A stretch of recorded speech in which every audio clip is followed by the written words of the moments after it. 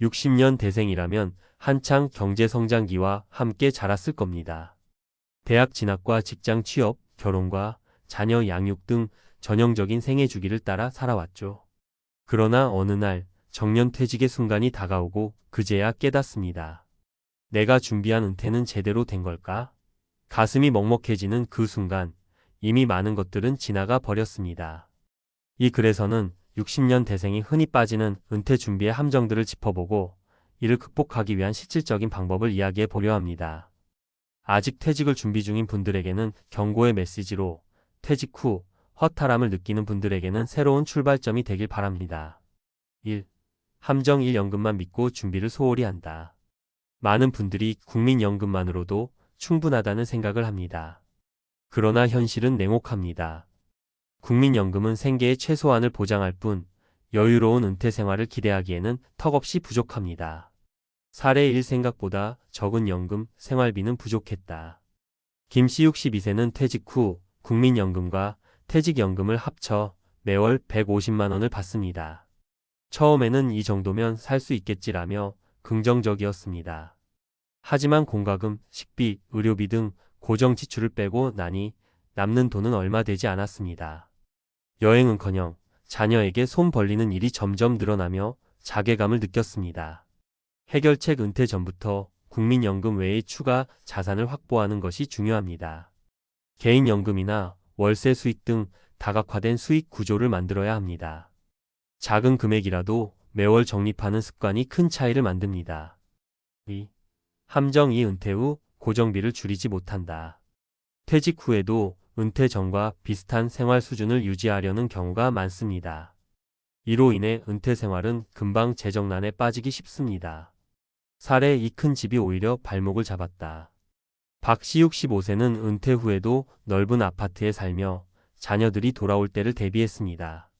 그러나 관리비와 유지비가 계속 쌓이면서 점점 재정적으로 힘들어졌습니다.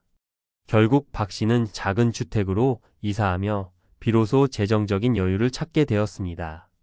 해결책 은퇴 후에는 현실적인 생활 수준을 고려해 고정비를 줄이는 것이 중요합니다. 작은 주거 공간으로의 다운사이징이나 불필요한 소비를 줄이는 것이 도움이 됩니다. 3. 함정 3 사회적 관계 단절로 인한 고립. 퇴직 후 직장에서의 사회적 관계가 단절되면서 외로움을 느끼는 경우가 많습니다. 특히 사회적 활동을 준비하지 못한 사람들은 정서적으로 큰 타격을 받습니다. 사례 3 친구도 할 일도 없는 고립감. 이씨 63세는 퇴직 후 매일 TV만 보며 시간을 보내다 우울증 진단을 받았습니다.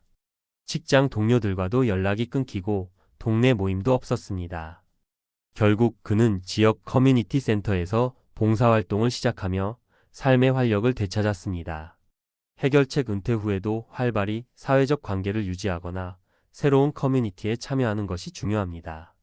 봉사활동, 취미생활, 평생교육 등에 참여하며 새로운 목표를 설정하세요. 마무리 늦었다고 생각할 때가 가장 빠르다. 은퇴 후 후회는 누구에게나 찾아올 수 있습니다. 하지만 중요한 것은 그 후회에서 멈추지 않고 다시 출발하는 것입니다. 연금 외의 수익원, 현실적인 생활 수준, 풍부한 사회적 관계는 모두 은퇴 생활을 더 풍요롭게 만듭니다. 앞으로 은퇴를 준비하는 분들이나 이미 은퇴 후 공허함을 느끼는 분들 모두에게 이 글이 작은 계기가 되길 바랍니다. 지금이라도 늦지 않았습니다. 당신의 은퇴는 새롭게 시작될 수 있습니다. 전문가 칼럼 퇴직 후 후회하지 않으려면 지금 당장 해야 할 준비. 퇴직 후의 삶이 막막하게 느껴지신다면 너무 걱정하지 마세요. 이미 많은 분들이 비슷한 길을 걸어가고 있습니다. 그러나 걱정만 한다고 해결되는 건 아닙니다. 중요한 건 지금부터라도 작은 준비를 시작하는 겁니다. 이 칼럼에서는 은퇴 준비를 위한 3가지 핵심 전략을 전문가의 시각에서 제시하고 여러분이 후회 없는 은퇴 생활을 만들어갈 수 있도록 돕고자 합니다. 1.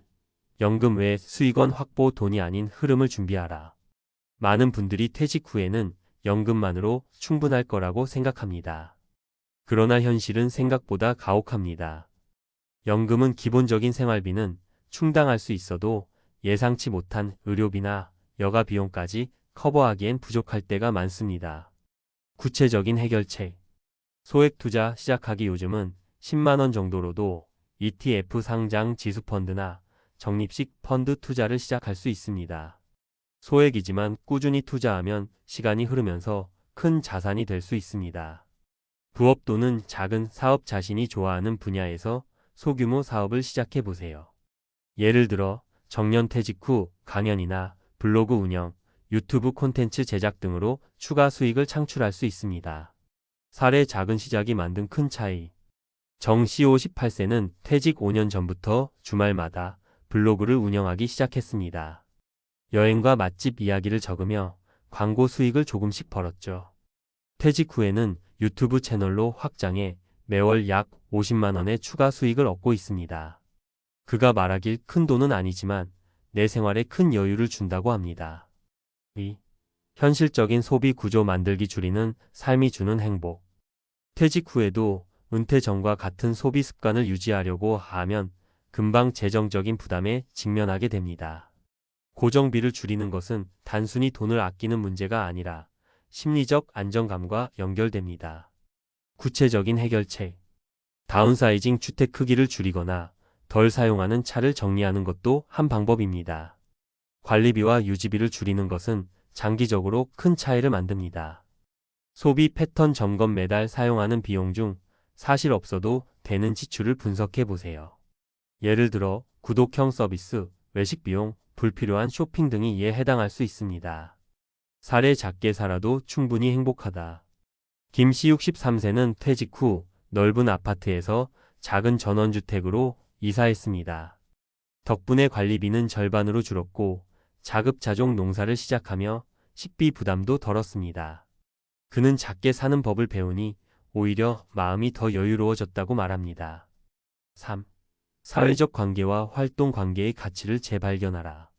퇴직 후 직장에서의 사회적 관계가 단절되면서 외로움을 느끼는 경우가 많습니다.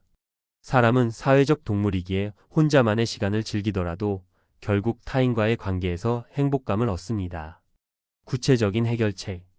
커뮤니티 참여, 지역 봉사활동, 동호회, 평생교육센터 등을 통해 새로운 관계를 맺으세요.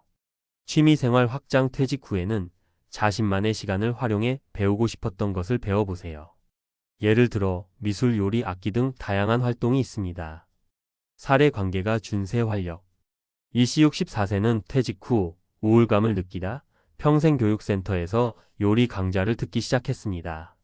거기서 만난 사람들과 자연스럽게 친해졌고 이후 동호회를 만들어 매주 만남을 이어가고 있습니다. 그는 관계가 내 삶에 새로운 활력을 줬다고 말합니다. 전문가의 마지막 조언. 지금 바로 시작하라. 은퇴는 결코 끝이 아닙니다. 새로운 삶의 시작점이 될 수 있습니다. 그러나 그 시작이 행복하려면 준비가 필요합니다. 연금 외 추가 수익원 확보하기. 현실적인 소비 구조 만들기. 사회적 관계와 활동 유지하기. 이 세 가지는 은퇴 후 삶을 풍요롭게 만들 수 있는 핵심 요소입니다. 중요한 건 작은 것부터 지금 당장 시작하는 겁니다. 당신의 은퇴는 아직 결정되지 않았습니다. 선택은 당신에게 달려 있습니다. 은퇴 이후의 삶. 더 나은 선택을 위한 다음 단계.